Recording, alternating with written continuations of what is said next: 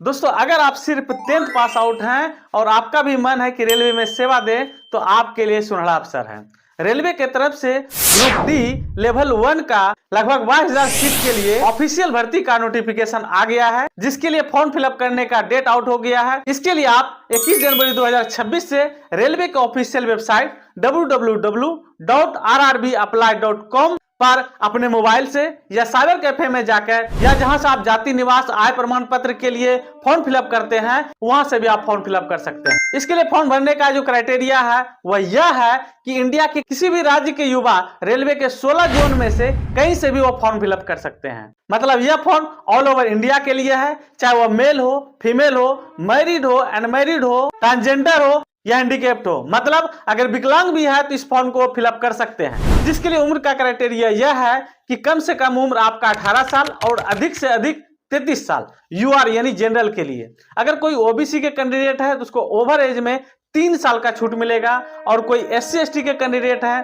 तो उसको over as में 5 साल का छूट मिलेगा। और अगर इसके लिए क्वालिफिकेशन की बात करें तो सिर्फ 10th में किसी भी परसेंटेज से पास आउट है तो आप फॉर्म फिलअप कर सकते हैं। इसके लिए किसी भी प्रकार का टेक्निकल सर्टिफिकेट की आवश्यकता नहीं है, यानी ITI डिप्लोमा या बीटेक की आवश्यकता नहीं है। और हाँ, फॉर्म फिलअप करते समय 11 प्रकार के पोस्ट आपको दिखाए जाएंगे। तो जब भी पोस्ट को चूज करना हो तो पोस्ट प्रेफरेंस सावधानी से भरें, क्योंकि आगे चल के यही आपके प्रमोशन में मददगार साबित होता है। तो वही हम सिलेक्शन की बात करें तो सबसे पहले होता है CBT 1, यानी CBT होगा, एक ही CBT होता है, कंप्यूटर बेस्ड टेस्ट होता है जिसमें मैथ, रीजनिंग, जीके, जीएस पूछा जाता है। एक क्वेश्चन के 4 ऑप्शन रहते हैं और चारों में से कोई एक सही को चूज करना होता है। इसमें नेगेटिव मार्किंग भी होता है, यानी आप अगर 3 गलत करते हैं तो आपका सही मार्क्स में 1 नंबर काट लिया जाएगा। साथ ही यह एग्जाम 15 अलग अलग लैंग्वेज से जो भी आप सिलेक्ट करते हैं उसमें आप दे सकते हैं। और इसमें रेलवे की तरफ से यह कोशिश किया जाता है कि आप जो फॉर्म फिलअप करते समय जो एड्रेस फिलअप किए थे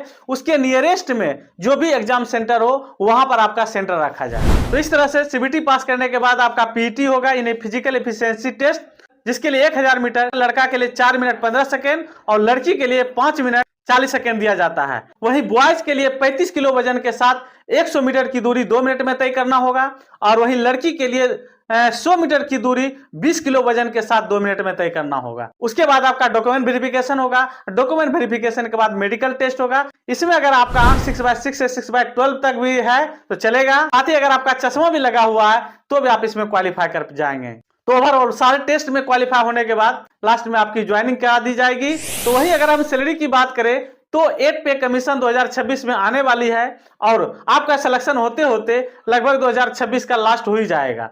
तो ओवरऑल